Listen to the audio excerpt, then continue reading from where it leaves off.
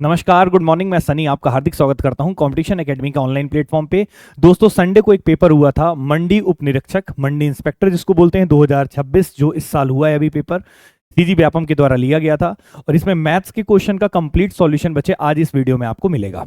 तो ये पूरे वीडियो को ध्यान से देखिएगा, बेहतरीन सॉल्यूशन मैं आपको प्रोवाइड करूंगा, एकदम इजी सॉल्यूशन जैसा आप एग्जाम में कर सकते हैं। बहुत समय आपका बचेगा। इन किस तरीके के सॉल्यूशन होंगे वो सारा मैं बताऊंगा, ठीक है।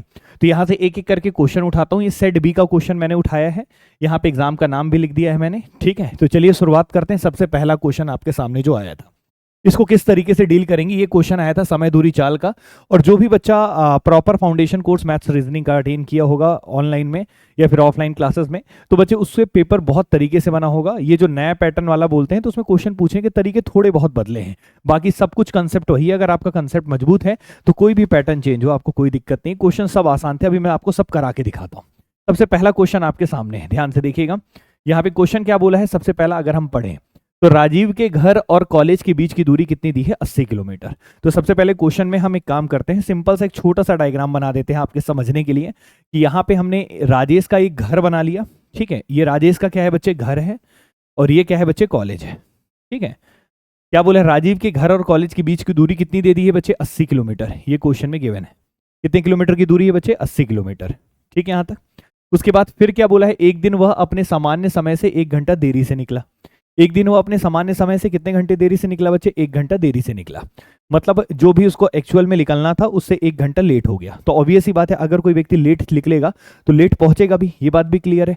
तो मतलब उसकी जो नॉर्मल स्पीड थी वो क्या थी, एस थी। और वो नॉर्मल मतलब जो नॉर्मल टाइम था उससे लेट निकला था, वो भी कितने घंटे, 1 घंटा। तो वो निश्चित दूरी को, ये 80 किलोमीटर की दूरी को 1 घंटा लेट तय करेगा। तो t+1 समय लगा होगा। जो ओरिजिनल टाइम मान लो घर से कॉलेज का t समय लगता है, जिस दिन उसने नॉर्मल स्पीड से गया तो t+1 लगेगा। क्यों, क्योंकि वो घर से ही लेट निकला था 1 घंटा।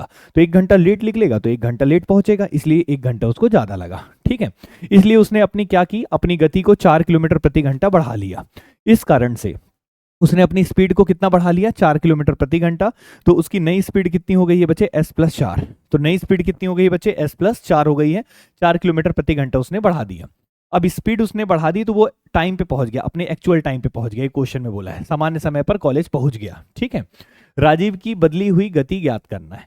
तो उसकी बदली हुई गति मतलब आपको s+4 का मान निकालना है। और ये ऑप्शन में जो दिया है ना, बदली हुई गति s+4 है, तो बदली हुई मतलब s+4 का मान आपसे एग्जामिनर ने पूछा है, ठीक है। ये ऑप्शन दिए हैं आपको। अब कैसे सॉल्व करेंगे आइए देखते हैं। तो ये बड़ा इजी सा क्वेश्चन था। सबसे पहली बात, एक फॉर्मूला हम आपको पढ़ाते हैं। यदि आपको टाइम का डिफरेंस दिया हो, क्या दिया हो, टाइम का डिफरेंस, समय का अंतर, और डिस्टेंस सेम हो, तो डिस्टेंस निकालने का formula S1 into S2 upon S1 minus S2 into time difference, ये हम आपको पढ़ाते हैं। क्या ये बात क्लियर है। तो यहाँ पे डिस्टेंस क्या है, 80 किलोमीटर है। एस स्पीड से जाएंगे तो भी 80 किलोमीटर है, s+4 से जाओगे तो भी 80 किलोमीटर है। तो यहाँ पे डिस्टेंस तो सेम है, तो 80 लिख लो यहाँ पे। S1 कितना है, S है, और S2 कितना है बच्चे, s+4 है। दोनों का डिफरेंस करोगे तो 4 है, और टाइम का डिफरेंस कितना होगा, t+1 और t में 1 का। बस बच्चे अब यहाँ से सॉल्व कर लो, यहाँ पे 4 का गुणा कर लो, 4 अट्ठे 32 हो जाएगा, 320, और s इंटू s+4 है। अब यहाँ पे ऑप्शन में रख रख के देखना है, पूरा सॉल्व मत करना, क्वाड्रेटिक इक्वेशन मत बनाना। कभी भी मैथ्स में और एप्टीट्यूड में ऑप्शन वाले पेपर में कभी भी हम द्विघात समीकरण हल नहीं करते, हमेशा बाई ऑप्शन जाते हैं। इससे हमसे आसानी से क्वेश्चन सॉल्व होता है। जैसे मैं करके दिखाता हूँ। जैसे देखो यहाँ पे s+4 का मान आपसे पूछा है, नई स्पीड, तो ये ऑप्शन में वही दिया होगा। तो पहला ऑप्शन 28 है, तो 28 अगर हम रखेंगे तो s+4 की जगह अगर मैं 28 रख देता हूँ तो यहाँ पे क्या रखना पड़ेगा बच्चे, 4 कम, क्योंकि ये s है तो कितना हो जाएगा, 24। और इन दोनों का गुणा करने पे किसी भी हालत में 320 आएगा क्या, नहीं आएगा। तो पहला ऑप्शन कट गया। दूसरा ऑप्शन क्या दिख रहा है, 30 रखूंगा तो यहाँ क्या रखूंगा, 26। यहाँ भी बच्चे गुणा करूंगा तो ये भी कभी भी किसी भी हालत में 320 नहीं आएगा, तो ये ऑप्शन भी कट गया। अब कौन सा दिख रहा है, 40। तो अगर मैं यहाँ पे 40 रखता हूँ तो यहाँ पे क्या रखूंगा, 36, और यहाँ पे अगर गुणा करूंगा तो किसी भी हालत में 320 नहीं आएगा, तो ये ऑप्शन भी कट गया। तो यही आंसर होगा। और रख के देख लेते हैं, s+4 में क्या रख लेते हैं, 20, तो ये क्या हो जाएगा, 16, और 16 दूनी 32, बिल्कुल 320 आ रहा है। तो यही ऑप्शन होगा, डी ऑप्शन, ठीक है। इस तरीके से क्वेश्चन को आप बना सकते हैं। तो इस क्वेश्चन का जो पूरा नोट्स है बच्चे, जो भी मैं यहाँ पे लिख रहा हूँ, ये आपको ना यूट्यूब नोट्स, मतलब आप एप्लीकेशन को डाउनलोड कर लेना, वहाँ पे आपको मिल जाएगा। एप्लीकेशन को डाउनलोड करेंगे, यूट्यूब नोट्स करके लिखा होगा, वहाँ पे मैथ्स, यूट्यूब नोट्स के अंदर जाइएगा, मैथ्स बाई सनी प्रताप सिंह लिखा होगा, उसके अंदर जाइएगा, ये पूरा जो मैं लिख रहा हूँ ना सॉल्यूशन, वो मिल जाएगा आपको, ठीक है। अभी आते हैं बच्चे सेकंड क्वेश्चन पे, ध्यान से देखिएगा, ठीक। अब सेकंड क्वेश्चन पे अगर हम चलें तो सेकंड क्वेश्चन बच्चे अलजेब्रा का क्वेश्चन है, बीजगणित का, अभी मैं पढ़ा भी रहा हूँ। बहुत आसान टॉपिक है और बहुत ही ईजी तरीके से हम इसको सॉल्व कर सकते हैं। सबसे पहले एक बात समझिएगा, इस क्वेश्चन को करने के पहले आपके एग्जाम में क्वेश्चन में क्या दिया है, x की वैल्यू दी है 7 + 4√3 दिया है, ठीक है। तो आप सबसे पहले बच्चे 1/x निकाल लो। क्यों निकालोगे 1/x, इसका रीजन मैं आपको देता हूं, लेकिन अभी आप डायरेक्ट लिखिए 1/x। और 1/x निकालने के लिए करेंगे क्या, ये 7 + 4√3 है, तो ये 1/x हो जाएगा 7 - 4√3। ये क्यों होगा, क्योंकि हम इसका परमेयीकरण करेंगे, 1/7 + 4√3, तो माइनस करके ऊपर और नीचे गुणा करेंगे तो ये बचेगा। और ये कब हम ऐसा लिख सकते हैं, जैसे प्लस में है तो माइनस में कब लिख सकते हैं, जब इसका स्क्वायर और इसका स्क्वायर करने पे, दोनों का डिफरेंस निकालने पे 1 आता हो। जैसे 7 का स्क्वायर क्या होता है 49, और 4√3 का स्क्वायर क्या होता है बच्चे, 4 का स्क्वायर 16, √3 का स्क्वायर 3, तो 16 3 48, और 49 में से 48 घटाने पे 1, मतलब इसका स्क्वायर और इसका स्क्वायर करने पे, अगर माइनस करने पे रिजल्ट क्या मिल जाए 1, क्या मिल जाए 1। तो ये प्लस में है तो इसको माइनस में लिख सकते हैं। अब मैं आपसे पूछूं, ये बताओ दोनों को जोड़ देंगे तो x + 1/x कितना हो जाएगा, तो ये दोनों कैंसिल, 7 और 7 क्या हो जाएगा 14, तो x + 1/x की वैल्यू कितनी निकाल ली आपने 14, ठीक है। अब आपसे एग्जामिनर ने क्या पूछा है बच्चे, √x + 1/√x। तो सबसे पहली बात, x + 1/x दिया है और √x + 1/√x दिया है, 1/√x + 1/√x आपसे पूछा है। तो ये बताओ सबसे पहले √x का मतलब पावर 1/2 है, यहाँ पे पावर 1 है, यहाँ पे 1/2 है, मतलब आधा हो रहा है। और आधा करते हैं तो मैंने बताया था कि सबसे पहले यहाँ पे 14 है तो 14 लिखो, यहाँ पे प्लस वाला निकालना है तो दोनों साइड +2 कर दो, और यहाँ पे क्या रख दो √2, ठीक है। तो √16 हो जाएगा और आंसर क्या आ जाएगा 4, ये हो जाएगा क्वेश्चन का जवाब। इस तरीके से आप कर सकते थे, इतने छोटे तरीके से, ठीक है। अगर आपने अच्छे से क्लासेस अटेंड की है तो ये आपको पता होगा, नहीं पता तो मैं एक बार लिख देता हूँ। कभी भी मान लो अगर आपको x² + 1/x² आपको दे दिया हो t, ठीक है, और आपसे x + 1/x पूछे, तो क्या करेंगे, यहाँ पे t है तो दोनों साइड +2 कर दो, और यहाँ पे प्लस का साइन है तो यहाँ प्लस का साइन निकालना है तो दोनों साइड +2 कर दो, और फिर यहाँ पे स्क्वायर वाला उधर जाके क्या हो जाता है रूट, ये आ जाता है रिजल्ट। ये कैसे आता है इसका डिटेल जानना है तो अलजेब्रा वाली क्लास का वेट करिए, या फिर आप ऑनलाइन मतलब आपको यूट्यूब में मैं अलजेब्रा का प्रॉपर एक वीडियो करा दूंगा, ठीक है। बाकी रिजल्ट कैसे आता है वो अभी नहीं चलते, अभी डायरेक्ट सॉल्यूशन पे चलते हैं, क्योंकि पूरा कंप्लीट करा देते हैं तो आपको एक आइडिया लग जाएगा कैसे कर सकते थे, कितने आसान तरीके से कर सकते थे, इसलिए ये वीडियो पूरा बनाया गया है, ठीक है। तो ये रिजल्ट होता है, तो ये पावर क्या दिख रहा है 2, और यहाँ पावर क्या दिख रहा है 1, तो 2 का 1 होना मतलब आधा। अगर आधा करते हैं पावर का तो बच्चे इस तरीके से निकालते हैं, तो यहाँ भी पावर 1 था, यहाँ पे पावर 1/2 है, तो यहाँ भी आधा हो रहा है, तो इसी तरीके से दोनों साइड +2 करके और यहाँ रूट कर देंगे, ठीक है। ये हो गया क्वेश्चन का जवाब। अब आते हैं बच्चे क्वेश्चन नंबर अगले में, देख सकते हो कितने आसानी से मैं करा रहा हूं इन क्वेश्चंस को, ठीक है। तीसरे नंबर पे आते हैं बच्चे, तीसरा सवाल आपके स्क्रीन के सामने, देखिए ये भी सारे क्वेश्चन उसी के हैं कल वाले पेपर के, ठीक है। देखो अगर क्लास अच्छी लगे ना तो वीडियो में जरूर कमेंट करना लास्ट में, ठीक है, कि कैसा आपको क्लास लगा, किस तरीके से, एक मोटिवेशन मिलता है बच्चे टीचर के लिए। तीसरा सवाल आपके सामने देखिए, तीसरा सवाल मेंसुरेशन क्षेत्रमिति का क्वेश्चन आया था। क्या था क्वेश्चन, एक खिलौना 3.5 मीटर त्रिज्या वाले एक शंकु के आकार का है। तो एक खिलौना है बच्चे, उसका आकार कैसा है, शंकु है। तो शंकु हम बना लेते हैं एक बार, तो शंकु एक बना लेते हैं, ध्यान से देखिएगा। एक शंकु बना लीजिए आप, यहाँ पे एक शंकु के आकार का खिलौना है, ये हमने खिलौना बना लिया शंकु के आकार का, ठीक है। अब देखना मेरा अप्रोच क्या होगा, पेपर में करने का तरीका ना वो सीखना है आपको। अब ये खिलौना मैंने बना लिया शंकु के आकार का, अब मैं क्या करता हूँ, उसके नीचे क्या था, एक क्या था बच्चे यहाँ पे, हेमिस्फेयर था। हेमिस्फेयर मतलब अर्धगोला। देखिए शंकु के आकार का है जो समान त्रिज्या वाले अर्धगोला पर टिका है, अर्धगोला पर टिका, ये अर्धगोला है, उसके ऊपर शंकु रखा है, ठीक है। खिलौने की कुल ऊंचाई कितनी है, 15.5 दिया है। और ये बताओ इसकी कितनी थी ऊंचाई, 3.5 मीटर त्रिज्या वाले शंकु, तो ये शंकु की ऊंचाई कितना दिया था 3.5, तो ये दिया था बच्चे कितना 3.5, क्लियर है। और ये पूरा खिलौना कितना है, पूरा खिलौना दिया था, पूरा ये हाइट अगर मैं यहां से यहां तक देखूं तो क्वेश्चन में कितना दिया था 15.5, कितना दिया था 15.5। तो ये बताओ ये वाला कितना हो जाएगा, ये वाला हिस्सा कितना हो जाएगा, तो 15.5 में से कितना घटा दोगे 3.5, कितना घटा दोगे बच्चे 15.5 में से आप कितना घटा दोगे 3.5, तो ये आधा आधा घटा दिया और ये कितना आ जाएगा 12, तो ये वाला हिस्सा कितना हो गया 12 और ये कितना हो गया 3.5। अब ये बताओ ये वाला अगर 12 है तो आप जानते हैं ये बात भी कि ये भी कितना होगा बच्चे 12 होगा, ठीक है। ये बात पूरा क्लियर हो गया अच्छे से। अब आपसे एग्जामिनर ने पूछा है खिलौने की कुल ऊंचाई पता चल गया, खिलौने का कुल पृष्ठ क्षेत्रफल निकालना है, टोटल सरफेस एरिया। तो सबसे पहली बात टोटल सरफेस एरिया किसका निकालना है, खिलौने का। तो टोटल सरफेस एरिया का फॉर्मूला क्या होता है पहले ये देखते हैं। तो इसका लेटरल सरफेस एरिया ले लेंगे और नीचे का लेटरल सरफेस एरिया ले लेंगे। लेटरल सरफेस एरिया को बोलते हैं क्या, इसका पार्श्व पृष्ठ ले लेंगे और इसका वक्र पृष्ठ और इसका भी वक्र पृष्ठ ले लेंगे। तो इसका वक्र पृष्ठ क्षेत्रफल का फॉर्मूला होता है πr/l और इसका बच्चे होता है कितना 2πr², 2πr²। अब यहाँ पे देखो पाई आर को आप कॉमन ले लो तो अंदर क्या बचेगा l + 2r, क्लियर है कि नहीं। अब आप चाहो तो यहाँ पे फॉर्मूले में पुट कर दो, पाई की जगह रख देना 22/7, रेडियस रख देना। ये रेडियस किसका है, ये दोनों का रेडियस सेम होगा। ये देखो रेडियस कितना दिख रहा है 12, यहाँ भी कितना दिख रहा है बच्चे 12, तो रेडियस तो 12 ही रहेगा, क्लियर है कि नहीं, ठीक है। अच्छा कुछ गलत कर दिए हैं क्या, खिलौना में त्रिज्या वाले शंकु, अच्छा ऊंचाई नहीं दिया था भाई, त्रिज्या दिया था। सॉरी सॉरी सॉरी सॉरी, थोड़ा गड़बड़ कर दिए बच्चे डायग्राम में, ये ठीक था, यहाँ पे हमने डायग्राम में थोड़ा गड़बड़ किया है। रुक जाना थोड़ा, यहाँ पे मिस्टेक है। बाकी मैं ऑप्शन से करवा दूंगा, आपको टेंशन नहीं लेना है, ठीक है।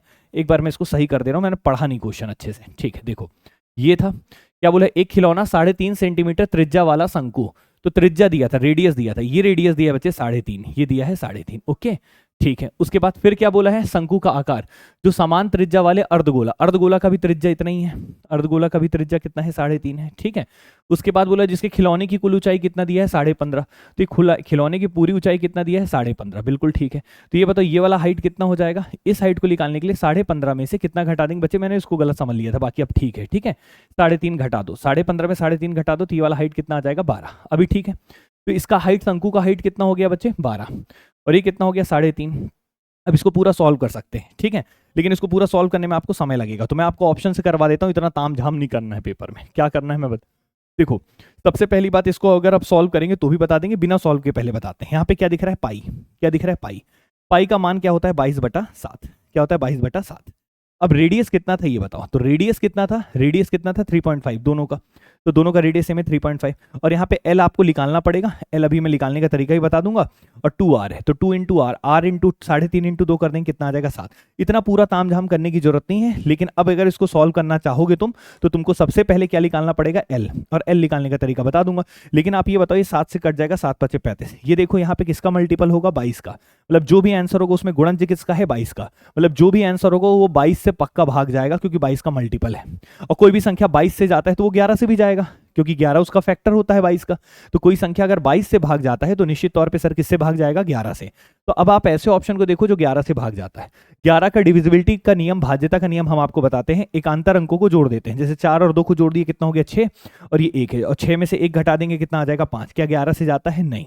अगर वो 0 आ जाए या फिर ऐसा नंबर आ जाए जो 11 है या 22 है, जो 11 से भाग जाता है, तो बच्चे वो पक्का 11 से जाएगा, तो पहला ऑप्शन नहीं होगा।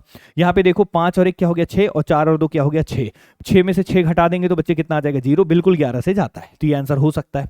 5 और 1 क्या हो गया, 6, 2 और 2 कितना हो गया, 4, तो बच्चे 11 से नहीं जाएगा, क्योंकि 4 आ रहा है, ये 0 और 0 हो गया, सॉरी 0 और 2 क्या हो गया, 2, तो ये बिल्कुल 11 से नहीं जाता है। तो यहाँ पे 11 से जाने वाला केवल एक ऑप्शन है बी, यही क्वेश्चन का जवाब होगा। तो हमें पेन भी नहीं चलाना था, एग्जाम में ऐसे सॉल्व करना था, लेकिन अगर आपकी इच्छा हो नहीं सर पूरा सॉल्व करवा दो, तो आओ मैं बता भी देता हूँ, लेकिन एग्जाम में पहला अप्रोच यही होना चाहिए, ठीक है। तो ये हो गया बच्चे बिना सॉल्व के बाई ऑप्शन। अब मैं इसको सॉल्व भी करवा देता हूँ, आओ देखते हैं। सॉल्व अगर करने जाओगे यहाँ पे एल की जरूरत होगी, तो आप ये देखो, ये कितना दिख रहा है, हाइट 12, और ये कितना दिख रहा है, 3.5, ये कितना दिख रहा है, 3.5, ये कितना दिख रहा है, 3.5, और ये कितना दिख रहा है, 12, ये निकालना है। तो अगर आप ट्रिपलेट में जाओगे, ठीक है, तो यहाँ पे देखो ये कितना है, 12, ये कितना है, 3.5, और ये निकालना है। तो अगर आप देखें यहाँ पे 12 है, ये 3.5 है, और आपको कर्ण फाइंड आउट करना है, तो आप डेसिमल हटाएंगे तो ये क्या हो जाएगा बच्चे, डेसिमल हटाना हो तो हटा सकते हो, तो डेसिमल हटाओगे तो ये 120 हो जाएगा, 10 का गुणा कर दो तो ये भी कितना हो जाएगा, 35, ठीक है। अब यहाँ पे देखोगे बच्चे, तो 5 से काटो, 5 7 35, और 5 2 10, 5 चौके 20, तो ये क्या दिख रहा है, 7, और ये क्या दिख रहा है, 24। तो आपको ट्रिपलेट हमने पढ़ाया है 7 24 25, 7 24 25, 3 4 5 5 12 दे रहा, 7 24 25 8 15 ऐसे करके, तो ये 7 है 24 है, तो ये क्या हो जाएगा बच्चे, 25। पूरा पाइथागोरस लगा के ना, टाइम वेस्ट नहीं करना कभी, याद रखना। बाकी का लगा सकते थे, तो बाकी पाइथागोरस भी लगा सकते थे। तो ये 7 24 है, तो क्या होगा, 25। अब देखो किससे काटे थे तुम, 5 से, ठीक है, तो 5 से गुणा कर दो, 25 पंचे कितना होता है, 125। अब ये बताओ यहाँ पे तुमने क्या किया था, 10 का गुणा सब में किया था, तो यहाँ पे क्या करोगे, 10 से भाग दोगे, तो 10 से भाग दोगे तो क्या हो जाएगा, 12.5। मतलब यहाँ पे एल कितना आ जाएगा बच्चे, अगर ये स्लैंट हाइट देखेंगे, तिर्यक ऊंचाई, तो ये आ जाएगा 12.5। तो बस यहाँ पे 12.5 आप लिख लेना, और यहाँ पे क्या है बच्चे, 7। अब इसको सॉल्व कर देना, 7 5 35.5 होगा। अब बस यहाँ पे गुणा कर लो, 5 2 10, 5 2 10 और 11, और ये डेसिमल, तो 11 इंटू इन दोनों को कर लो, तो यहाँ पे 12 7 क्या हो जाएगा, 19.5। अब गुणा कर लेना, आ जाएगा 214.5। क्या ये बात क्लियर है, ये हो जाएगा क्वेश्चन का जवाब। तो इतना तामझाम करने की जरूरत नहीं है, डायरेक्ट जो मैंने ऑप्शन से बताया पहले उससे करो। अगर ऑप्शन से कोई दिक्कत आए तो बच्चे सॉल्व कर लो, तो दोनों चीज आपको आना चाहिए। यही चीज मैं हमेशा क्लास में भी सिखाता हूँ, और यही चीज आपके क्वेश्चन में भी आया था। अब देखिए ध्यान से, अगले क्वेश्चन में चलते हैं। अगला क्वेश्चन नंबर कौन सा है बच्चे, 4th है। चौथा क्वेश्चन क्या बोल रहा है, इस बात पे अब हम आगे बढ़ेंगे, ठीक है। देखो अब चौथा नंबर का क्वेश्चन क्या कहा है, इस पे अब हम चलते हैं। देखिए क्वेश्चन बोला है औसत गति से संबंधित निम्नलिखित कथनों का विचार करें, ठीक है। अब औसत गति से संबंधित कुछ विचार दिए हैं, उसको हमको पढ़ना है और समझना है कि क्या बोलना चाहता है मेरा भाई ये, ठीक है। तो कुछ इंपॉर्टेंट पॉइंट्स होते हैं, उसको आपको दिमाग में रखना पड़ेगा, फिर आपके लिए बड़े आसान हो जाएंगे, ठीक है। तो आइए क्वेश्चन में देखते हैं क्या बोला है। तो सबसे पहले बोला है, पहला कथन क्या बोला है, पी कथन, जब एक व्यक्ति अलग अलग गतियों से समान दूरी तय करता है तो औसत गति गतियों का हरात्मक माध्य होता है। तो क्या बोला है, जब एक व्यक्ति अलग अलग गतियों से सामान्य दूरी तय करता है, सामान्य दूरी तय करता है, जैसे मान लो अलग गति से, मतलब मान लो ये गति से सामान्य दूरी तय करता है, कोई स्पेसिफिक दूरी है, ये भी स्पेसिफिक दूरी है, यहाँ पे गति S1 था, यहाँ पे गति S2 है, और दूरी यहाँ पे सेम है, यहाँ पे भी d था, यहाँ पे भी d था, ठीक है, डिस्टेंस सेम है, और ये कहानी दी है। तो आपसे पूछा है औसत गति, तो गतियों का हरात्मक माध्य होता है। तो गति, अगर आपको औसत गति निकालना होगा तो वो हरात्मक माध्य होगा। हरात्मक माध्य मतलब कैसे होता है, उसको बोलते हैं हार्मोनिक मीन। हार्मोनिक मीन कैसे निकालते हैं, जैसे दो संख्या है, एक संख्या S1 है और एक S2 है, कोई बोल दे इसका हरात्मक माध्य निकालो, तो निकालने का तरीका, कितनी संख्याएं हैं, दो, तो ऊपर में 2 लिख लेंगे, नीचे में 1/S1 लिखेंगे और यहाँ पे लिखेंगे 1/S2, ठीक है। इसको सॉल्व कर देंगे तो 2/S1 प्लस S2 हो जाएगा, और नीचे हो जाएगा S1 S2, तो ये ऊपर चला जाएगा, तो 2 times of S1 S2 upon S1 plus S2, ये होता है हरात्मक माध्य। क्लियर है। तो यहाँ पे बोल रहा है कि अगर दूरी सेम है और स्पीड ये है, तो आपको पता है दूरी सेम होता है और स्पीड है, तो आप इसको, अगर आपको एवरेज स्पीड निकालना है, तो एवरेज स्पीड निकालने के लिए क्या करते हैं, total distance upon total time. ये बात क्लियर है। तो total distance upon total time होता है। तो एवरेज स्पीड अगर आप निकालेंगे, तो एवरेज स्पीड निकालने के लिए आपको क्या करना होगा, टोटल डिस्टेंस अपॉन में क्या करेंगे, टोटल टाइम।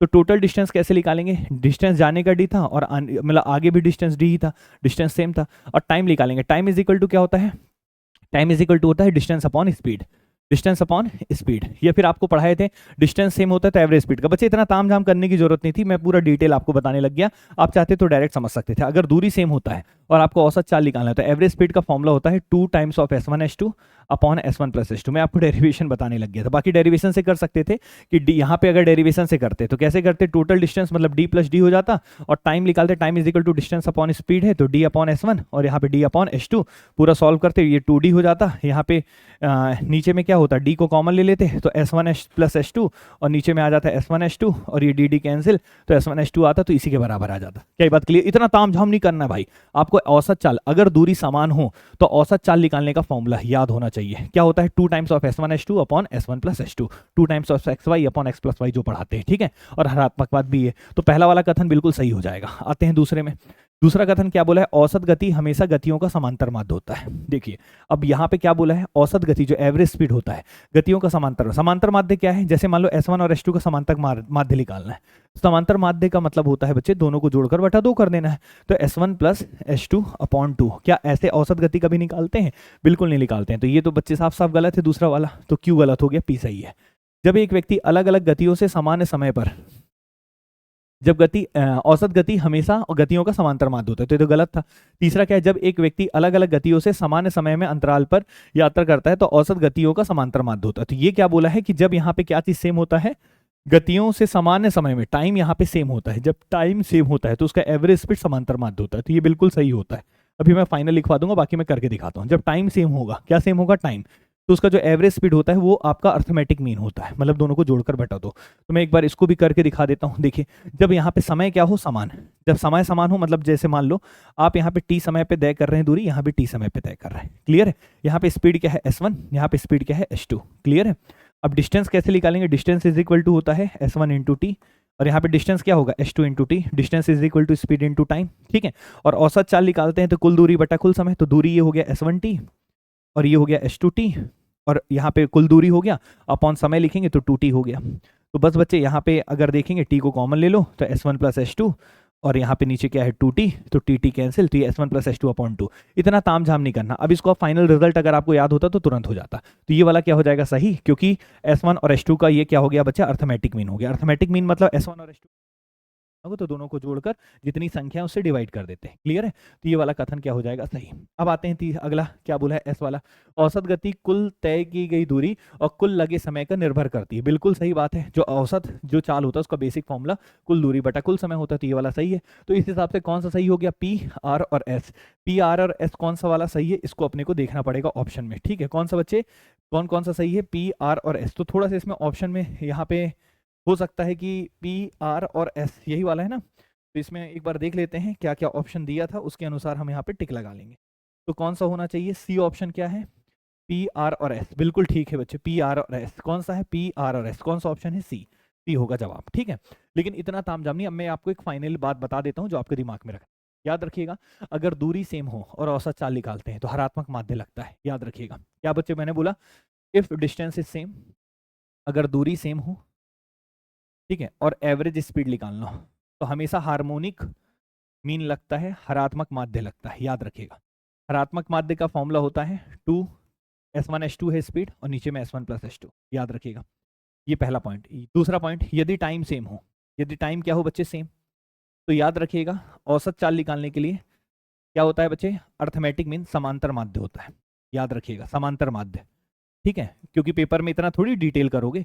समांतर माध्य होगा तो S1 + S2/2, ठीक है, यहां तक क्लियर है। बस दो चीज होती है, दूरी सेम या टाइम सेम, तब औसत चाल निकालने का तरीका, क्योंकि speed is equal to distance upon time होता है। स्पीड के लिए तो होगा नहीं औसत चाल, केवल डिस्टेंस और टाइम के लिए। तो डिस्टेंस सेम है तो ये हरात्मक माध्य, और अगर आपका टाइम सेम है तो समांतर माध्य, ये बात याद रखना है, ठीक है। चलो अब हम चलते हैं बच्चे अगले क्वेश्चन में, थोड़ा सा स्पीड बढ़ाते हैं भाई। कितने क्वेश्चन हो गए, 5 क्वेश्चन हो गए, ठीक है, 5 क्वेश्चन मैंने करा दिए अभी तक फिलहाल में, यहां तक कोई डाउट नहीं होगा। अब आते हैं बच्चे अगले क्वेश्चन में। क्वेश्चन नंबर अगला 6वां नंबर क्या बोला है देखते हैं, कुछ सॉरी 5वां नंबर क्या बोला है, आइए पढ़ते हैं एक बार थोड़ा सा, ठीक है। देखो इस टाइप के क्वेश्चंस आ रहे हैं, मतलब ये ना आपके कंसेप्ट मजबूत होने चाहिए, ठीक है। आपका एकदम बेसिक लेवल से मॉडरेट लेवल का पेपर है, लेकिन कंसेप्ट मजबूत होने चाहिए। क्वेश्चन क्या बोला है 5वां नंबर, आइए देखते हैं क्या बोला है। औसत गति का समस्या को हल करने के लिए शामिल विभिन्न चरणों को, मतलब यहाँ पे कुछ नहीं बोला, स्टेप्स बताना है। एवरेज स्पीड निकालते समय कौन कौन से स्टेप्स को फॉलो करना चाहिए, कैसे स्टेप्स हम करते हैं, क्या करते हैं। तो यहाँ पे स्टेप्स आपके सामने लिखा हुआ है। अब इसमें से हमें चेक करना है, तो ऐसे क्वेश्चंस को हमेशा भाई ऑप्शन जाना तो इजी पड़ेगा बच्चे, याद रखिएगा, ठीक है। तो भाई ऑप्शन देखते हैं, ठीक है। सबसे पहले क्या लिखा है यहाँ पे, पहला स्टेप यहाँ पे ये है कि औसत गति कुल दूरी बटा कुल समय का उपयोग करके, ये तो लास्ट में करेंगे भाई, ठीक है। ये पहला स्टेप नहीं है हमारा, पहला स्टेप ये तो नहीं है। ऑप्शन से देखें तो ज्यादा होगा, तो पहला स्टेप क्या क्या हो सकता है, या तो m होगा या तो n होगा। ऑप्शन में m या n है। m क्या है,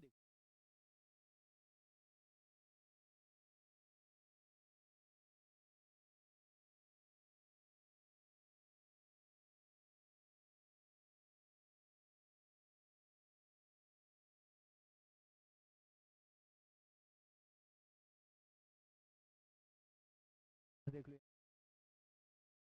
होगा, ठीक है, n नहीं होगा, ये खत्म कर दो। अब m के बाद n होगा या l होगा, ये देखते हैं, n या l।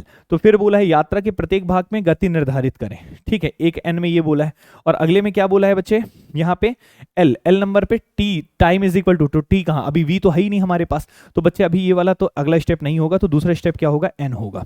तो दूसरा स्टेप n क्यों होगा, क्योंकि यात्रा के प्रत्येक भाग की गति निर्धारित करें। जैसे ये डिस्टेंस है, ठीक है, ये डिस्टेंस है, ये डिस्टेंस है, इस पे क्या गति है, इस पे क्या गति, इस पे क्या गति। अब जैसे स्पीड मिल जाएगा तो टाइम निकाल लो, time is equal to distance upon speed. तो तीसरा स्टेप क्या हो जाएगा बच्चे यहाँ पे l, तो यहाँ पे m n l वाला होगा जवाब। तो m n l इसमें भी दिख रहा है और इसमें नहीं होगा, ये ऑप्शन कट गया, या तो ये या तो ये। अब यहाँ पे o या k में देखना है कि कौन आएगा। o क्या है, कुल समय प्राप्त करने के लिए सभी भागों के लिए समय को जोड़ें। तो टाइम जब निकल जाएगा, टाइम ये करके फिर उसके बाद टाइम जो निकलेगा उन सबको जोड़िए, और जोड़ने के बाद फिर ये करिए। तो कौन सा वाला होगा बच्चे, यहाँ पे पहले क्या आएगा, ओ आएगा। कौन सा आएगा बच्चे, कुल समय के लिए, यहाँ पे ये हो गया चौथा पार्ट और ये हो गया 5वां, ठीक है। तो यहाँ पे लास्ट में क्या होगा, तो बिल्कुल ठीक है, ए ऑप्शन होगा, ये डी नहीं होगा। क्लियर है बच्चे। तो इस तरीके से करना बड़ा आसान है, मतलब पहले डिस्टेंस निर्धारित करो, फिर उसके बाद चाल निर्धारित करो, फिर टाइम निकालो, टाइम निकल जाए तो टाइम को जोड़ दो, ऊपर में कुल दूरी, नीचे में कुल समय, ठीक है, ये काम करते हैं। चलिए अब हम आगे बढ़ते हैं बच्चे, क्वेश्चन नंबर 6वां। मतलब आपका बेसिक अगर फंडामेंटल क्लियर है ना, basic level two moderate level का पेपर था, टफ नहीं बोलूंगा मैं, मॉडरेट लेवल बोलूंगा, लेकिन पेपर अच्छा था, व्यापम ने अच्छा पेपर पूछा है, ठीक है, इस स्टैंडर्ड का पेपर रहना चाहिए, ठीक है। अब देखो ध्यान से, अगला क्वेश्चन देखो क्या बोला है, ये थोड़ा सा जूम कर देता हूं मैं, नहीं तो देखने में दिक्कत होगा, ठीक है। इस क्वेश्चन पे देखो क्या बोला है कि consider the following statement regarding the factors natural number. तो प्राकृत संख्या पे आधारित कुछ यहाँ पे पॉइंट्स दिए हैं, अब हमको देखना है कौन सा सही है कौन सा गलत है। पहला पॉइंट क्या बोला है यहाँ पे, पहला वाला पढ़ते हैं, यदि एक प्राकृतिक संख्या एक पूर्ण वर्ग है तो उसके धनात्मक गुणनखंडों की संख्या विषम होती है।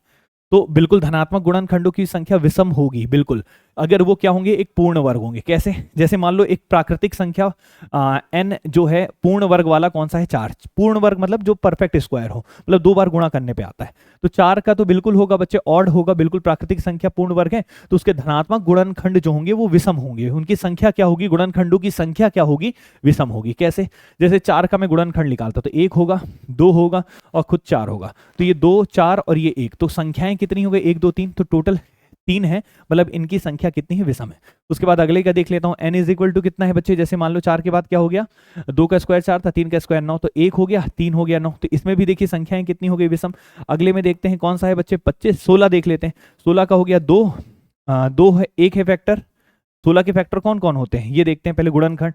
तो 16 का 1 हो गया, 2 हो गया, और कौन है बच्चे, 4 है, 8 है, और कौन है 16, 1 2 3 4 5, देखो 5 हो गए, तो ये भी विषम है। तो बिल्कुल विषम होता है। कारण क्या है, जैसे 16 है तो 16 कैसे आता है, 4 गुणा 4 करके, और 1 तो सभी का फैक्टर होता है। तो यहाँ पे अगर परफेक्ट स्क्वायर है तो कोई भी संख्या का 2 बार गुणा करने पे, 2 बार गुणा करने पे आया होगा, तो 2 बार गुणा करने पे तो 2 फैक्टर हो गए, लेकिन एक तो हमेशा रहता है तो 3 हो गए। तो इस कारण से बच्चे जितने भी पूर्ण वर्ग होते हैं उनके फैक्टर की संख्या हमेशा विषम होगी। ये बात बिल्कुल सही है, पहला कथन बिल्कुल ठीक है। ठीक है, ये बात याद रखिएगा। अब देखते हैं दूसरे में, प्रत्येक प्राकृतिक संख्या का धनात्मक गुणनखंड की संख्या सम होती है। तो प्राकृतिक संख्या का धनात्मक गुणनखंड, तो जितने भी नेचुरल नंबर हैं उनका जो भी अगर हम गुणनखंड निकालेंगे, नंबर ऑफ फैक्टर्स निकालेंगे, नंबर ऑफ फैक्टर निकालने का तरीका हम फैक्टर थ्योरम में पढ़ते हैं। तो याद रखिएगा, क्या वो हमेशा सम होती है, बिल्कुल नहीं। संख्या सम नहीं हो सकती, ऐसा नहीं होता है। ठीक है, जैसे मान लीजिए कोई भी नंबर मैं उठा लेता हूं प्राकृतिक संख्या, जैसे मान लो एक रख लेता हूं, n इज इक्वल टू क्या रख लेता हूं, यहाँ पे रख लेता हूँ 5, तो 5 का गुणनखंड निकालूंगा, 1 है और खुद क्या है 5 है। अच्छा, एक और नंबर रख लेता हूँ 8, तो यहाँ पे 1 है, 2 है, 4 है और 8 है। तो ये देखो 1 2 3 4 कितनी हो गई, यहाँ पे सम हो गई। तो यहाँ सम हो गई, लेकिन यहाँ पे 5 के कितने हैं, यहाँ भी सम है। लेकिन एक आध और एग्जाम्पल ले लेते हैं, जैसे मान लो 25 का करते हैं, तो यहाँ पे विषम भी हो सकता है, 1 है, ठीक है, 1 है, और सॉरी 5 की जगह कुछ और, 25 की जगह मान लो मैं 30 रख लेता हूँ, क्या रख लेता हूँ 30।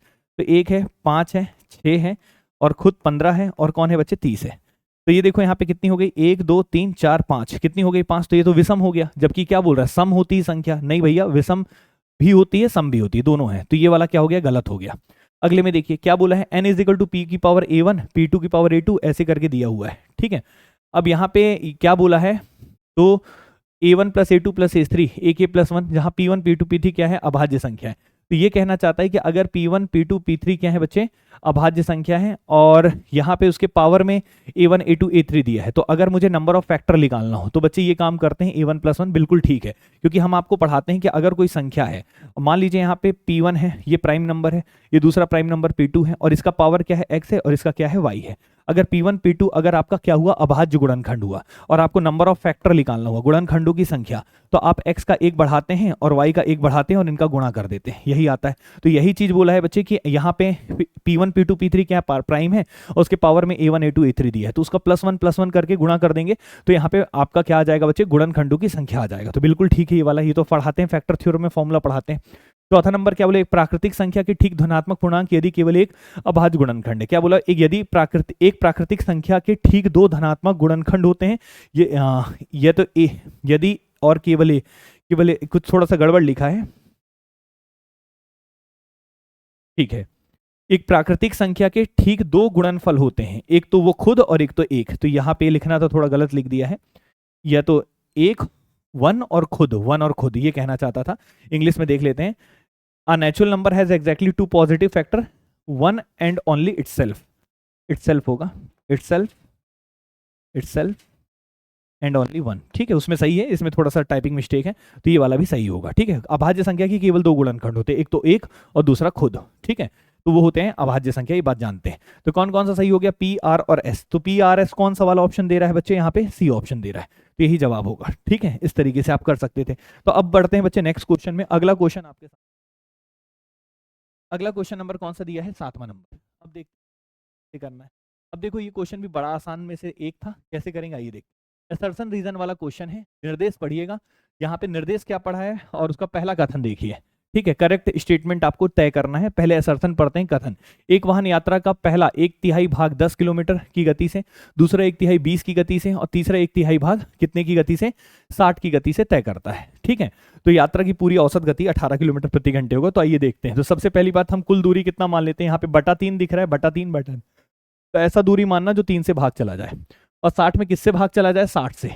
सबसे बड़ा नंबर देखो, यहाँ पे क्या है, स्पीड 10 है, 20 है, और क्या है 60 है, तो सबसे बड़ी स्पीड क्या है, 60 है, तो 60 से भी भाग जाना चाहिए और 3 से जाना चाहिए। तो 60 × 3 कर दो, 180 मान लो। तो आप मान लो कुल दूरी कितनी है, 180 है। कुल दूरी कितनी, 180, और उसको 3 हिस्सों में तय किया गया। तो 180 किलोमीटर कुल माने हो आप। ठीक है, 1/3 भाग करोगे तो कितना आ जाएगा, 60। यहाँ भी कितना आ जाएगा, 60। यहाँ भी कितना आ जाएगा, 60। ये किलोमीटर हो गया दूरी। अब स्पीड कितनी कितनी है बच्चे, एक जगह 10 है, 20 है, और क्या है 7। 10 की स्पीड से जाएंगे तो कितने घंटे लगेंगे, 6। 20 की स्पीड जाएंगे तो कितने घंटे लगेंगे, 3, ठीक है। और 60 की स्पीड जाएंगे तो 1। तो ये हो गया टाइम बच्चे, और ये हो गया डिस्टेंस। तो अब आपको एवरेज स्पीड निकालना है, तो कुल दूरी बटा कुल समय होता है। कुल दूरी कितना 180 है, और कुल समय देखेंगे तो 6 3 9 क्या हो जाएगा 10, तो कितना आ जाएगा 18। तो औसत चाल कितना हो जाएगा 18, बिल्कुल ठीक है, पहला कथन तो सही है। दूसरे में चलते हैं। जब यात्रा को असामान्य समय अंतरालों में विभाजित किया जाता है तो औसत गति हमेशा तय की गई दूरी के आधार पर भारित गतियों का समांतर माध्य होता है। तो क्या बोला है, जब यात्रा असामान्य समय में अलग अलग टाइम पे विभाजित किया जाता है तो एवरेज स्पीड निकालने के लिए हमेशा तय की गई दूरी पर और गतियों के समांतर माध्य होती है। तो ये तो मेरे ख्याल से गलत है। समांतर माध्य कैसे होगा, when a journey is divided into unequal time interval. थोड़ा सा यहाँ पे क्वेश्चन में ना कई जगह थोड़ा सा ना टाइपिंग मिस्टेक कर दिया, मैं थोड़ा सा जूम और कर दे रहा हूँ क्योंकि आपको अच्छे से दिखे, और जो प्रॉपर क्वेश्चन में लिखा था वो मैं आपके सामने बोल देता हूँ, ठीक है। जो क्वेश्चन में क्या कहा था, ठीक है। तो क्वेश्चन में कहा था जब यात्रा को असामान्य समय के अंतरालों में विभाजित किया जाता है तो औसत गति हमेशा तय की गई दूरी के आधार पर भारित गतियों के समांतर माध्य होता है। बिल्कुल बच्चे, यहाँ पे क्या हो जाएगा, ये वाला ये तो साफ साफ गलत हो जाएगा, ठीक है। क्यों गलत हो जाएगा, क्योंकि हम क्या समांतर माध्य के अकॉर्डिंग निकालते हैं क्या, समांतर माध्य मतलब दोनों गतियों को जोड़कर बटा 2 करते हैं क्या, बिल्कुल नहीं। अभी सिखाया था कि अगर मान लीजिए समय अलग अलग होगा, टाइम क्या होगा अलग अलग, टाइम अलग अलग हो तो एवरेज स्पीड निकालने के लिए समांतर माध्य नहीं करते हैं। हाँ, अगर टाइम यहाँ पे क्या होता है सेम, मैंने ये पढ़ाया देखो, अगर टाइम क्या होता है बच्चे सेम, अगर टाइम सेम होता है तब हम समांतर माध्य निकालते हैं। क्या ये बात क्लियर है, लेकिन टाइम अगर अलग अलग होगा तो समांतर माध्य से हम नहीं निकालते औसत चाल, ये बात याद रखिएगा, ही ना बताए हैं। तो आइए देखते हैं इस पे, ठीक है। तो यहाँ पे देखिए क्या था क्वेश्चन, तो यहाँ पे असामान्य समय में समांतर माध्य होगा क्या, नहीं, तो ये तो गलत हो गया। तो यहाँ पे कौन सा सही है, असर्शन सही है लेकिन रीजन गलत है। तो कौन सा ऑप्शन होगा बच्चे, असर्शन सत्य लेकिन आर असत्य है। तो यहाँ पे ऑप्शन कौन सा होगा, सी। यही क्वेश्चन का क्या हो जाएगा जवाब। तो उम्मीद करते हैं ये क्वेश्चन भी आपको क्लियर होगा और इसमें भी आपको कोई समस्या नहीं होगा। चलिए अब हम आगे बढ़ते हैं बच्चे, यहां तक कि कोई क्वेश्चन में दिक्कत नहीं है। तो अगला क्वेश्चन देखते हैं। अगला क्वेश्चन भी आपका किसका है, साधारण ब्याज का। बड़ा ही साधारण क्वेश्चन, बहुत ही फेमस क्वेश्चन। अभी तक मैं देख रहा हूं जितने भी व्यापम के पेपर हो रहे हैं ये वाले क्वेश्चन हमेशा आ रहे हैं। अभी रिसेंट में भी 2-3 पेपर हुए हैं, सब में आए हैं।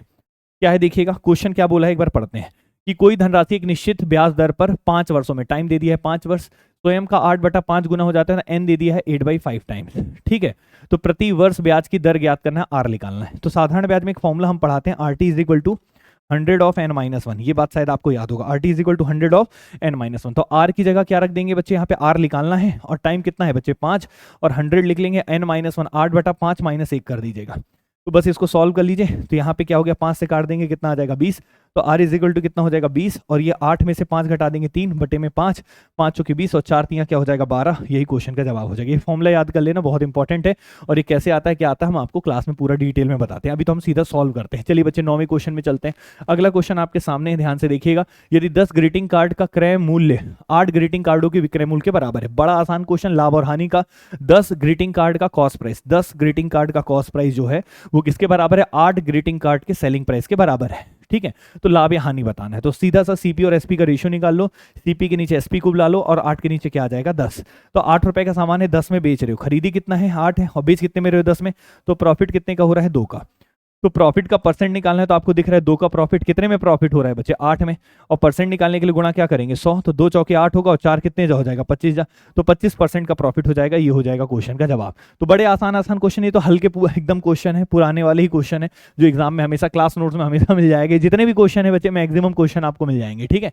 अब देखिए ध्यान से, यहाँ पे मंडी, ये भी क्वेश्चन आपका कौन सा नंबर का, 10वां नंबर का। एक चीज और बोलूंगा, ब्रह्मास्त्र करके मैंने बैच जो शुरू किया उसमें प्रीवियस ईयर के क्वेश्चन करा रहा हूँ।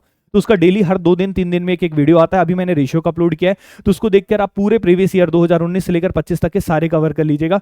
हर एक टॉपिक का बेहतरीन वहां पे सॉल्यूशन दे रहा हूं, ठीक है। आइए देखते हैं, यूट्यूब पे ही है वो पूरा, ठीक है। और नोट्स वहां पे मिल जाएगा आपको एप्लीकेशन में। देखो, एक भिन्न का अंश उसके हर के से 4 कम है। अब इस क्वेश्चन को बिल्कुल सॉल्व नहीं करना, बाई ऑप्शन जाओ। कैसे जाओ बच्चे, ऑप्शन से। बिल्कुल सॉल्व करके टाइम वेस्ट मत करना। क्या बोला है, एक भिन्न का अंश उसके हर से कितना कम है 4। तो देखो यहाँ पे अंश कितना दिख रहा है 2, यहाँ पे क्या दिख रहा है 6, 4 कम है क्या, बिल्कुल। क्या यहाँ पे 4 कम है, नहीं 5 कम है, गलत। 3 और 7 4 कम है क्या, बिल्कुल। यहाँ पे 5 और 11 क्या 4 कम है क्या, नहीं। तो या तो ए होगा या तो सी होगा। यदि अंश को 2 कम कर दिया जाए, यदि अंश का 2 कम कर दिया जाए, तो आओ देखते हैं इन दोनों में से किसी एक को उठा लेते हैं। 2 का 2 कम करें तो 0 हो जाएगा, इसका 2 कम करेंगे तो क्या हो जाएगा 1, 3 का 2 कम करेंगे तो 1 हो जाएगा, ठीक है। और हर को 1 बढ़ा दिया जाए, तो 7 का 1 बढ़ा दो क्या हो जाएगा 8, ठीक है। तो अंश का तो हर अंश का 8 गुना हो जाता है। तो अंश जो है क्या वो हर का 8 गुना हो गया है? बिल्कुल 8 गुना हो गया है। तो बच्चे कौन सा ऑप्शन होगा? सी, यही क्वेश्चन का जवाब होगा। पूरा तामझाम नेतागिरी करने की जरूरत नहीं है, नेतागिरी बिल्कुल मत करिए, राघव चड्ढा भाई को करने दीजिए। क्लियर है कि नहीं? अब देखिए ध्यान से, यहाँ पे क्वेश्चन नंबर किस में चलते हैं? 11वें नंबर पे। ध्यान से देखिए क्वेश्चन नंबर 11 क्या बोल रहा है। देखिए देखिए क्वेश्चन नंबर क्या है यहाँ पे समझिएगा, क्या बोल रहा है क्वेश्चन, आइए समझते हैं। नीचे दिए गए क्या बोला एक बार पढ़ते हैं। नीचे धनात्मक पूर्णांकों का एलसीएम ज्ञात करना है, मतलब यहाँ पे एलसीएम निकालने के स्टेप्स पूछा है। ठीक है, consider the following statement steps of least common multiple. ठीक है, दो पॉजिटिव इंटीजर है, उनका अगर आपको लघुत्तम समापवर्त निकालना है तो स्टेप्स क्या फॉलो करते हैं। तो सबसे पहला तो देखिए प्रत्येक संख्या, ऑप्शन से देख लीजिए पी पी पी है, क्यू है, तो पी और क्यू में कोई एक होगा। तो मैं एक काम करता हूँ, पी से शुरू करता हूँ, एक बार पढ़ना पूरा तो आसानी से हो जाए। प्रत्येक संख्या का अभाज्य गुणनखंडों का गुणनखंड के रूप में व्यक्त करें। बिल्कुल ठीक है, पहला स्टेप, सबको अभाज्य गुणनखंड के फॉर्म में तोड़ते हैं। गुणनखंडों में आने वाले सभी अभाज्य गुणनखंडों की पहचान करें। फिर उसमें देखो कि जो गुणनखंड आपने निकाले उसमें अभाज्य गुणनखंड कितने हैं। बिल्कुल ठीक है, दूसरा स्टेप, पी के बाद क्यू ही होगा, तो पी के बाद क्यू यहाँ भी दिख रहा है, पी के बाद क्यू यहाँ भी दिख रहा है, ये नहीं होगा, ये नहीं होगा। आइए देखते हैं उसके बाद क्या बोले, प्रत्येक अभाज्य गुणनखंडों के उच्चतम का। फिर उसके बाद सबसे पावर बड़ा देखते हैं कि जो अभाज्य गुणनखंड देख ली उसमें सबसे बड़े पावर वाले को आप पहचानते हैं, चिन्हित करते हैं, तो ये हो गया तीसरा। फिर उसके बाद एलसीएम प्राप्त करने के लिए चयनित अभाज्य घातों का गुणा कर देते हैं, मतलब वही गुणा कर देते हैं, मतलब पावर को ऐड हो जाता है। तो ये चौथा स्टेप, बिल्कुल ठीक है। तो यहाँ पे बच्चे पी क्यू के बाद आर एस टी, यही आएगा, P Q R S T, P Q R S T, कौन सा वाला ऑप्शन होगा? P Q R S T V, P Q R S T, यही सही है बच्चे, बिल्कुल सही है। सत्यापित करें, प्राप्त संख्या दोनों को पूर्णांकों को विभाज्य करें। वेरीफाई द ऑब्टेन नंबर, बिल्कुल ठीक है, बिल्कुल ठीक है। 5वां नंबर, तो कौन सा होगा? P Q R S T, कौन सा ऑप्शन है? पी क्यू कहाँ गया? P Q R S T, तो ये ऑप्शन नहीं होगा, कौन सा होगा? सी। इस तरीके से कर सकते हैं, बड़ा आसान था बच्चे, सिंपल से एलसीएम के स्टेप्स थे। एलसीएम का पता है कि आपको पहले अभाज्य गुणनखंड तोड़ते हैं, फिर उसके प्राइम नंबर्स को एक अलग करते हैं, फिर उनके पावर को देखते हैं, फिर पावर को जोड़ देते हैं, बस यही, और फिर उसके बाद चेक कर लेते हैं कि डिवाइड हो रहा है कि नहीं हो रहा है। ठीक है, मंडी उपनिरीक्षक पेपर, ये देखिए पूरे उसी के जितने भी क्वेश्चन है मजेदार हैं, बहुत इजी क्वेश्चन है, सब आपको प्रीवियस ईयर में भी मिल जाएगा जो मैं करा रहा हूँ आपके ब्रह्मास्त्र बैच में। क्वेश्चन नंबर 12 क्या बोला है, आइए देखते हैं। 12वां क्वेश्चन बोला है चौक में क्या है? कैल्शियम और कार्बन, चौक में कैल्शियम, कार्बन और ऑक्सीजन का अनुपात दिया हुआ है। ठीक है, चौक में कार्बन का प्रतिशत आपसे पूछा, इतना आसान क्वेश्चन, ये तीनों का अनुपात दे दिया, कैल्शियम, कार्बन और ऑक्सीजन का, और आपसे किसका प्रतिशत पूछा है? कार्बन का। तो बताओ कार्बन का रेशियो कितना दिख रहा है? 3 दिख रहा है। कितना दिख रहा है? 3। अब टोटल कितना है उसमें, प्रतिशत कितना है कार्बन का? तो टोटल कितना हो जाएगा? 12 3 15, 15 10 क्या हो जाएगा? 25, 25 और गुणा क्या कर देंगे? 100। तो यहाँ पे देखो 25 चौके 100 हो जाएगा, और 4 यहाँ क्या हो जाएगा? 12%, यही क्वेश्चन का जवाब हो जाएगा। तो इस तरीके से आप कर सकते हैं। क्लियर है बच्चे? अगले में चलते हैं, ध्यान से देखो मेरे भाई, क्वेश्चन नंबर 13वां। अब देखो इतना सा हल्का सा क्वेश्चन था, इसको भी तुरंत उड़ाएंगे। आइए देखते हैं क्या बोल रहा है।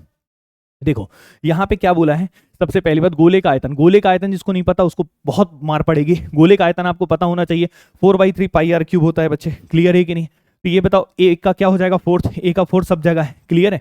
उसके बाद यहाँ पे ए का फोर्थ हो गया। दूसरे में देखते हैं बेलन का आयतन, ये बताओ, ये भी सबको पता है, कौन सा होगा बच्चे? पाई आर स्क्वायर एच। क्लियर है? तो दूसरे का क्या हो जाएगा?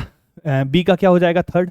बी का क्या हो जाएगा? थर्ड। बी का थर्ड देखो, बी का थर्ड यहाँ पे नहीं है, बी का थर्ड यहाँ पे नहीं है, यही बचा, ये बचा। ठीक है, अब तीसरे का देखो शंकु का आयतन। शंकु का आयतन भी सबको पता है बच्चे, ये 1/3 पाई आर स्क्वायर एच। तो बस कुछ नहीं पूछा था भाई साहब, ये चाहता था फॉर्मूला पता है कि नहीं पता आपको? तो फॉर्मूला पता है। तो पहले का क्या होगा? फोर्थ, पहले का फोर्थ, ये दोनों ऑप्शन बचे हैं। दूसरे का थर्ड, और तीसरे का क्या होगा बच्चे? तीसरे का होगा ए वाला, तो ये वाला होगा, कौन सा ऑप्शन होगा? बी ऑप्शन, ये होगा जवाब, मतलब तीसरे का पहला वाला, मतलब बी ऑप्शन होगा। ठीक है, इस तरीके से कर सकते थे। अगला क्वेश्चन देखो मेरे भाई क्या बोला है यहाँ पे। ठीक है, अब एक और वीडियो आएगा उसमें रीजनिंग करा दूंगा। ठीक है, 10 ही क्वेश्चन है, वो तुरंत हो जाएगा। ये क्या है एक्चुअली, पीपीटी पहले आपके लिए बहुत सुंदर तरीके से रात भर की मेहनत के बाद आपको पीपीटी बनाए, रात को 3 बजे बच्चा बना के दिया है मेरे को ये पीपीटी। ठीक है, और 3 बजे मिला है, और 3 बजे रात को ये पीपीटी मिला, उसके बाद मैं अभी करा रहा हूँ। रात को मिल जाता तो उसी समय करा देता, बट मैं अभी इसीलिए पहले ये, और दोपहर तक बेचारा बोला है रीजनिंग कर दूंगा, तो बच्चे उसके बाद में करा दूंगा। ठीक है, कमेंट करके बताना क्लासेस कैसी लगी। आइए देखते हैं, एक घड़ी कि मिनट की सुई की लंबाई कितना दिया है? मिनट की सुई की लंबाई दिया है, मिनट वाली सुई की लंबाई 14 सेंटीमीटर है। 5 मिनट में मिनट की सुई द्वारा तय की गई क्षेत्रफल बताना है। तो मिनट वाला सुई है, कितने मिनट चला है? 5 मिनट चला है। तो 5 मिनट में वो कितना एरिया कवर किया है, ये एरिया आपको निकालना है, ये एरिया निकालना है। अब इसका एरिया का फॉर्मूला होता है बच्चे, इसको बोलते हैं एरिया ऑफ सेक्टर। क्या बोलते हैं? Area of sector. जैसे मिनट का सुई था, 5 मिनट तक कैसे चला, तो ये कुछ एंगल चला होगा, ये एंगल पहले निकालना पड़ेगा, लेकिन ये पूरा इसका क्षेत्रफल निकालना है। क्षेत्रफल का फॉर्मूला होता है, याद रखिएगा, पाई आर स्क्वायर थीटा बटा 360। लेकिन उसके पहले आपको क्या चाहिए? थीटा चाहिए, एंगल चाहिए। एंगल निकालने के लिए आपको क्लॉक का चैप्टर हमने पढ़ाया था, मिनट हैंड की स्पीड कितनी होती है। तो मिनट वाली हैंड की, मिनट वाली सुई की स्पीड होती है 6 डिग्री पर मिनट। 6 डिग्री पर मिनट, मतलब मिनट हैंड जो होता है वो 1 मिनट में कितने डिग्री चलता है बच्चे? 6 डिग्री चलता है, ये बात याद रखिएगा। यहाँ पे कितने मिनट की कहानी है? 5 मिनट। तो 5 मिनट तक मिनट हैंड चला है, 5 मिनट में कितना एरिया कवर करेगा? तो 5 इंटू 6 कितना हो जाएगा बच्चे? 5 इंटू 6 कितना हो जाएगा? 30 डिग्री। तो यहाँ पे 30 डिग्री आ जाएगा। तो ये एंगल कितना आ गया मेरे भाई? 30 डिग्री आ गया। ठीक है यहाँ तक। अब आपसे पूछा ये एरिया फाइंड आउट करना है, तो बस आप सॉल्व कर लो। और ये रेडियस दिया हुआ है, ये जो मिनट हैंड उसकी सुई की लंबाई दिया हुआ है कितना? 14 सेंटीमीटर। तो 14 रख लेना। तो पाई का मान रख दो 22/7, रेडियस रख दो यहाँ पे। रेडियस कितना है? 14 इंटू 14। अब यहाँ पे बताओ 30 इंटू कितना हो? 30 बटा क्या हो जाएगा? 360। तो 30 कितने जा हो गया? 12 जा। क्लियर है कि नहीं? अब ये 7 दूनी क्या हो गया? 14। 2 छिक्के कितना हो गया? 12। 2 तियां 6 और 2 सत्ते 14। तो ये मल्टीप्लाई कर लो, 7 दूनी 14, 7 दूनी 14, 1 15, बटे में क्या आ जाएगा? 3। ठीक है, तो ये 154/3 बच्चे कौन सा ऑप्शन हो जाएगा? D option. ये हो जाएगा क्वेश्चन का रिजल्ट। तो बड़ा आसान क्वेश्चन था, कोई दिक्कत नहीं था, बस मिनट हैंड की स्पीड मतलब क्लॉक की कहानी आपको पता होनी चाहिए और साथ में सेक्टर का फॉर्मूला पता होना चाहिए। तो देखो कितना अच्छा क्वेश्चन है, व्यापम भी बढ़िया अच्छे क्वेश्चन पूछने लग गया है। ठीक है, याद रखना, हमेशा से पूछता आया है वैसे वो। देखिए अब यहाँ पे क्वेश्चन क्या बोला है? एक त्रिभुज एबीसी के अर्ध परिमाप, और ये बहुत शानदार क्वेश्चन, मस्त क्वेश्चन में से एक था बच्चे। ठीक है, ये भी मेंसुरेशन का ही क्वेश्चन है, क्षेत्रमिति का 2D का क्वेश्चन है। देखिए ध्यान से कैसे करेंगे। एक त्रिभुज एबीसी का अर्ध परिमाप और भुजाओं के बीच का अंतर। अर्ध परिमाप को हम किससे रिप्रेजेंट करते हैं? एस। एस मतलब semi perimeter, A plus B plus C by 2। आपको पता होना चाहिए एस का फॉर्मूला क्या होता है? A plus B plus C by 2। मतलब जो त्रिभुज है उसकी 3 भुजाएं हैं, ए बी सी, तो इन तीनों को जोड़कर बटा 2 करेंगे तो एस आएगा अर्ध परिमाप। और भुजाओं के बीच का अंतर, भुजाएं 3 हैं, ए बी और सी। ठीक है, उनके बीच का अंतर मतलब पहले ए के साथ अंतर दिया है, एस माइनस ए आपको गिवन है।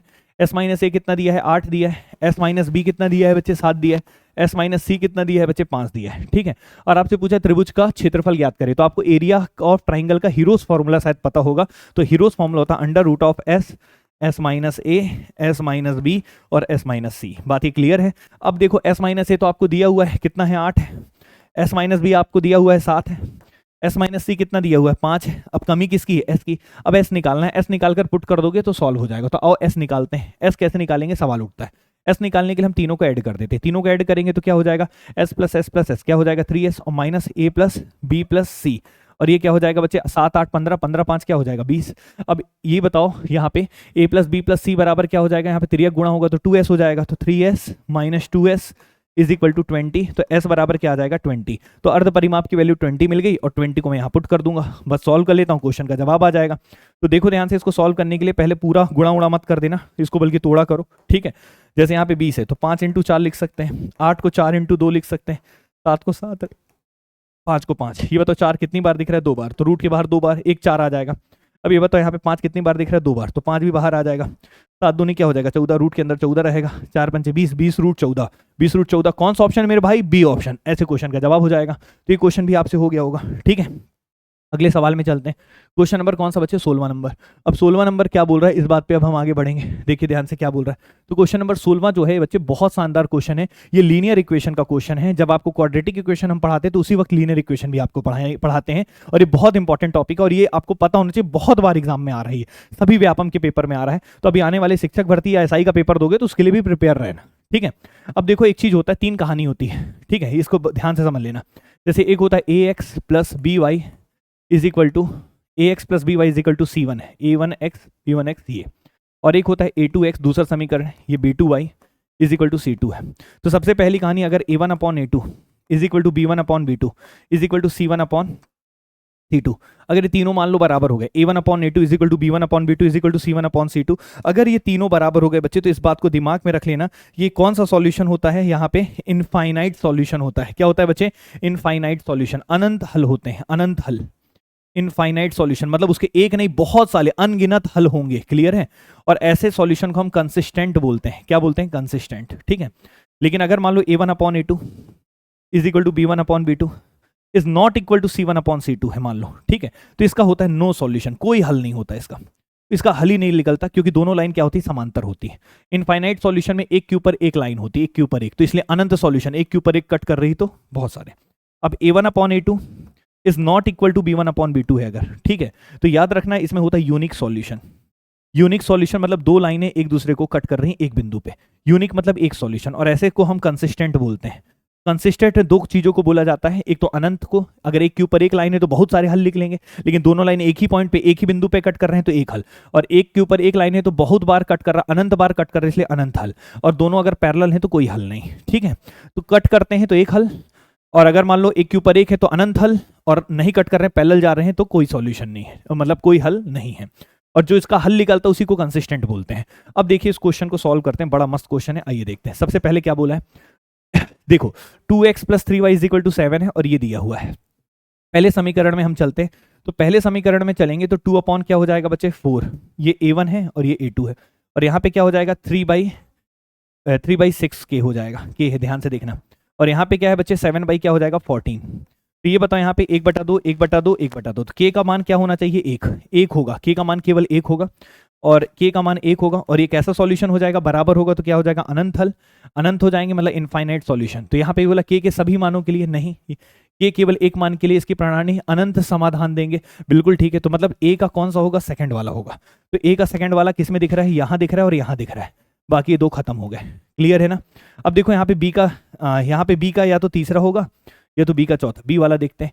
3x ये करके दिया है तो 3x मतलब क्या हो गया 3/6 = -1/-2 = 5/10, मतलब ये देखो तीनों बराबर हैं, 1/2 1/2 1/2, के भी नहीं है, तो ये सीधा सा क्या होगा बच्चे, ये होगा कौन सा, अगर तीनों बराबर होता अनंत हल होगा, अनंत हल को ही हम कंसिस्टेंट बोलते हैं। तो क्या बोला है प्रणाली का कोई समाधान नहीं होगा, तो ये तो नहीं होगा तीसरा वाला, तो तीसरा वाला तो नहीं होगा, तो ये कन्फर्म है कौन सा होगा चौथा वाला। इस तरीके से आप जवाब टिक कर सकते हैं, बाकी एक एक करके पूरा डिटेल में करेंगे तो भी समझा सकते हैं, ठीक है।